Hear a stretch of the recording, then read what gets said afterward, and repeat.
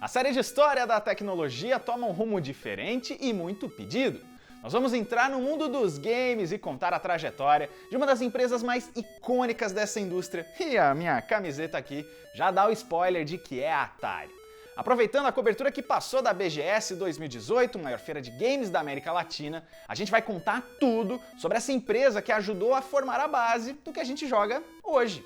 E nada mais justo do que contar também com a ajuda do Voxel para isso. E tá aqui o Guilherme Dias para contar essa história com a gente. É isso aí, galera. Então já deixa seu joinha, assina o canal e toca no sininho aqui. Bora para a história da Atari.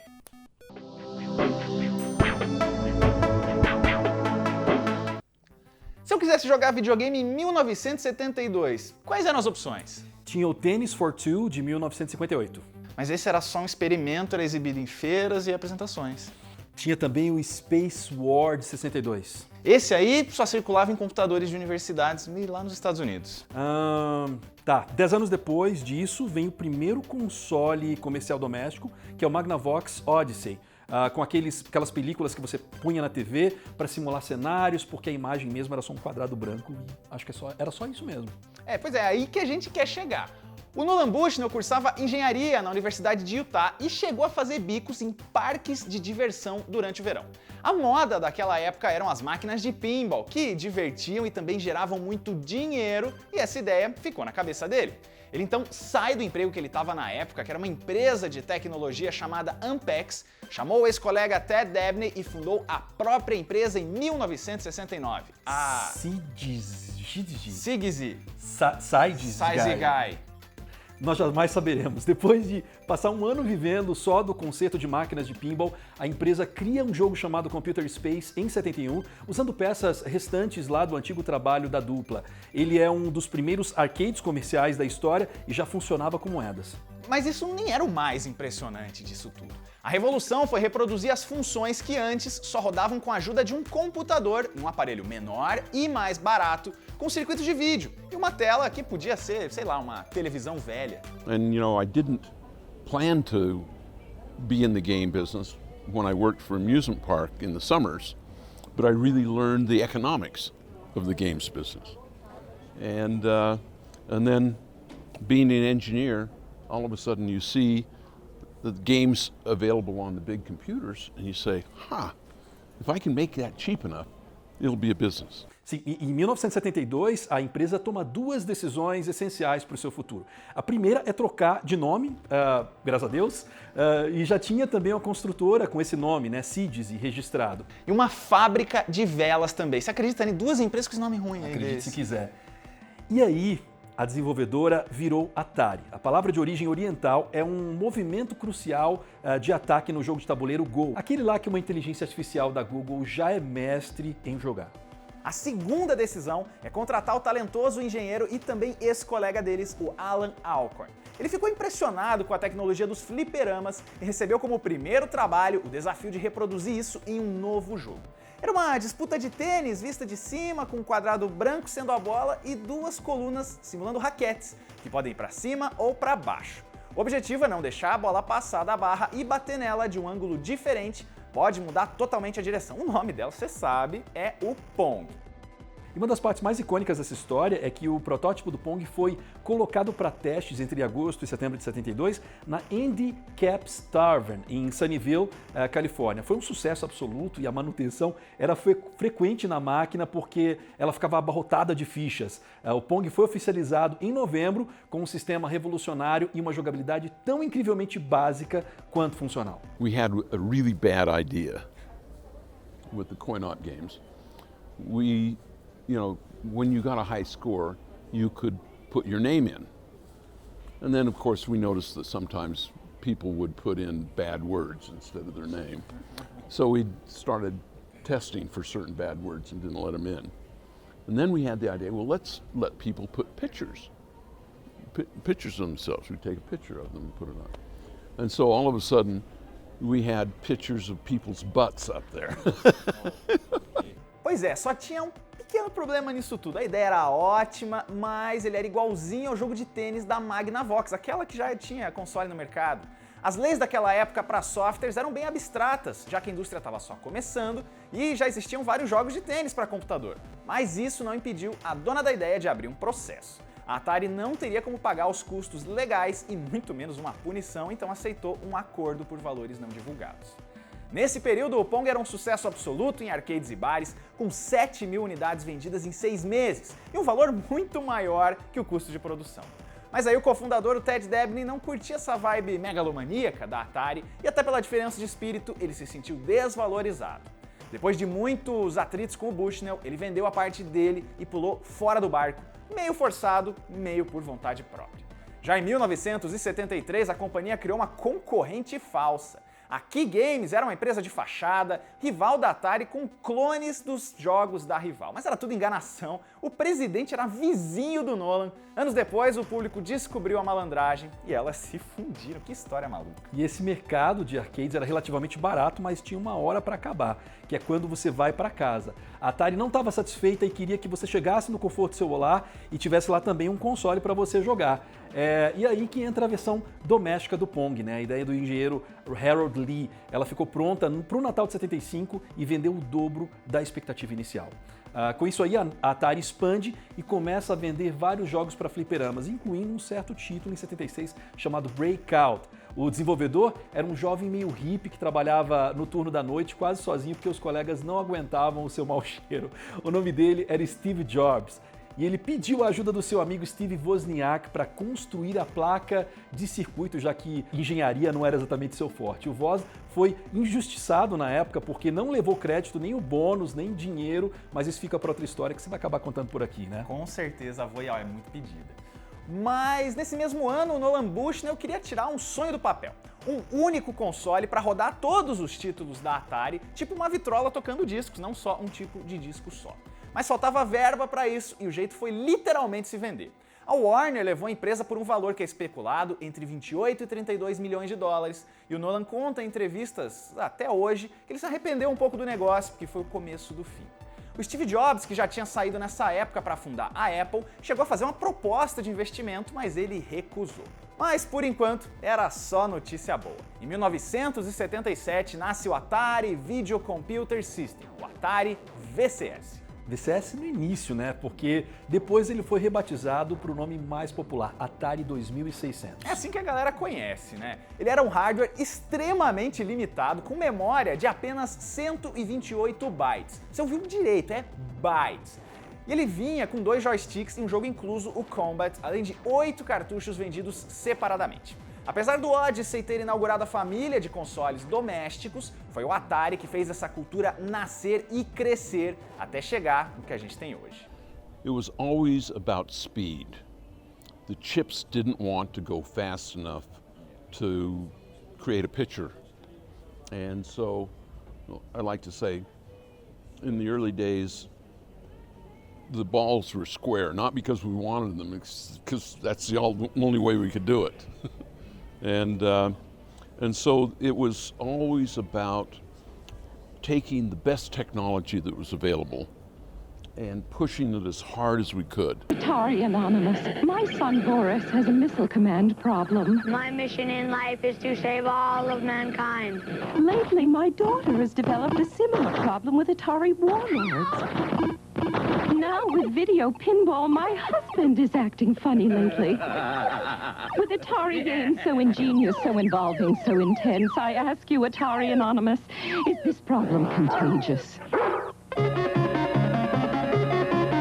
O que a versão institucionalizada, a versão oficial da história não conta é que os engenheiros, que eram a alma da empresa, dominavam toda a criação e mantinham o clima o mais livre possível por lá. Os caras andavam descalços na empresa, fumavam maconha durante o expediente e faziam festas memoráveis se as metas fossem batidas, e isso sempre acontecia. Só que o cofundador discordava demais dessa gerência da Warner e em 78 isso ficou insustentável. Foi igual à saída do Dabney, né? Ele disse que pediu para sair, a Warner alega que ele foi demitido. O Bushnell foi realizar outros projetos, abriu a cadeia de restaurantes Chuck E. Cheese e voltou em 2010 para a Atari, só que como consultor dessa vez. Pois é, e outras pessoas saíram nesse período também, especialmente alguns desenvolvedores, alguns engenheiros que estavam insatisfeitos com o controle criativo que era imposto e a falta de crédito pelo trabalho duro.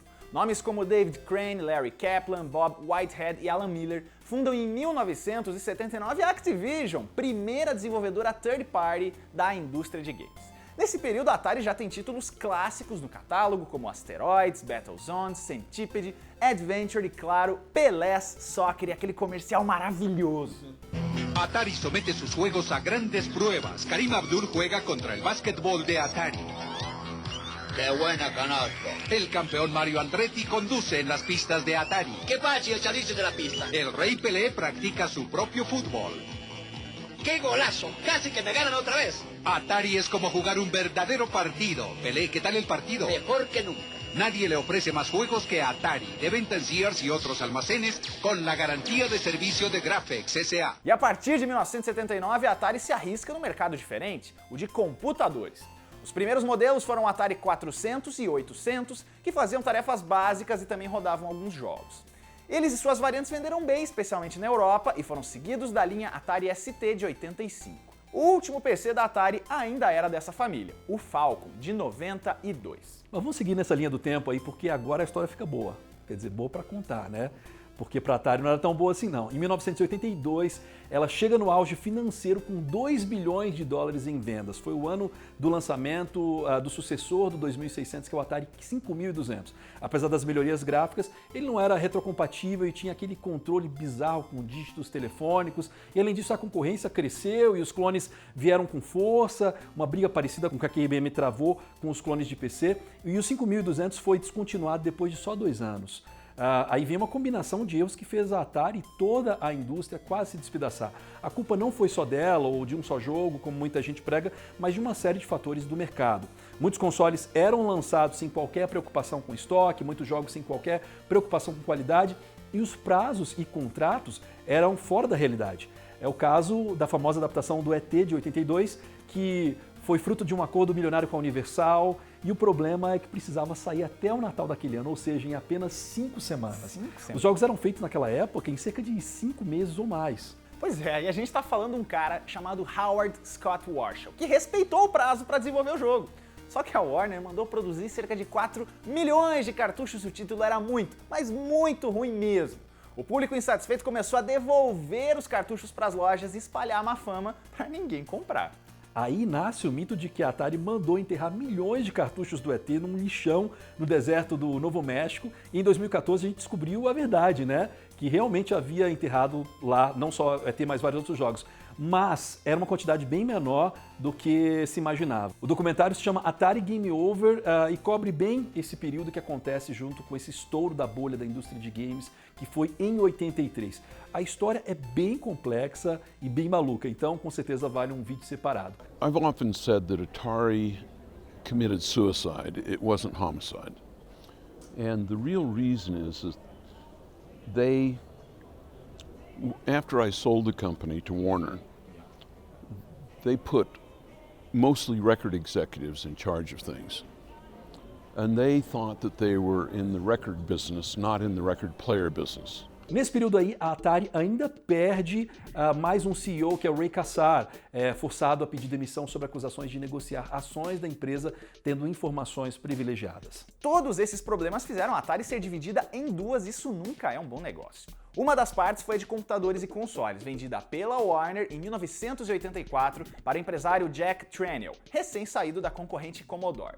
Essa metade a gente considera como a continuação da história, segura ela. Já a Atari Games, que era a desenvolvedora de arcades, foi repassada para Namco em 1985, comprada por um grupo de investidores americanos em 86, recuperado pela agora Time Warner em 89 e vendida para WMS Industries em 96. Lá ela virou subsidiária da desenvolvedora Midway, trocou o nome para Midway Games West e fechou oficialmente em 2003. Como a Midway faliu, as propriedades voltaram para a dona original, a Warner.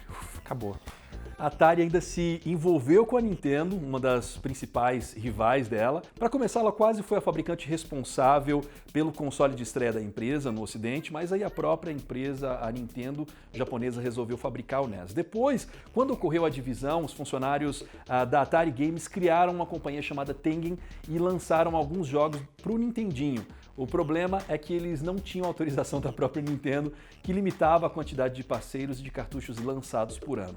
Na surdina, usando engenharia reversa, a Tengen comercializou até uma versão de Tetris que foi alvo de processo vencido pela empresa japonesa e fez com que ela entrasse na legalidade até ser fechada em 94.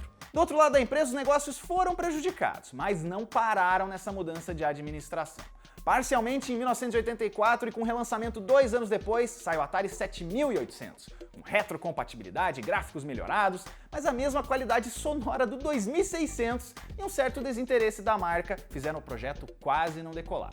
Em 88 saiu o Lynx, uma tentativa de entrar no mercado de portáteis. O destaque era a tela LCD colorida, que era realmente uma inovação, mas de novo, a falta de games e de marketing leva o produto ao fracasso comercial, nem sombra do Game Boy da Nintendo.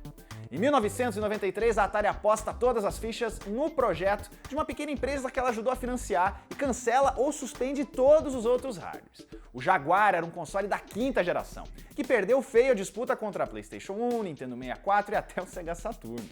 Eles consideravam uma alternativa mais barata e era mesmo, mas o aparelho tinha vários defeitos, a biblioteca de games não se sustentou com 56 títulos lançados. Foi a última tentativa da Atari no mercado de consoles de mídias físicas. Em 96, o que restava da Atari Corporation começa a ser jogado de um lado para o outro. A primeira troca de poder é a fusão com a JTS, que é uma pequena empresa que fazia memórias. Só que a fase era tão ruim que o nome da empresa resultante é JTS Corporation e a Atari passa só a gerenciar suas patentes e franquias. Isso dura 2 anos e em 98 a Hasbro compra a Atari pela merreca de $5 milhões e deixa ela encostada numa subsidiária de games. Essa filial também deu errado e tanto ela quanto a Atari são absorvidas pela francesa Infogrames, que eu acho que é um nome muito esquisito porque não é de games. A compra é concluída em 2001.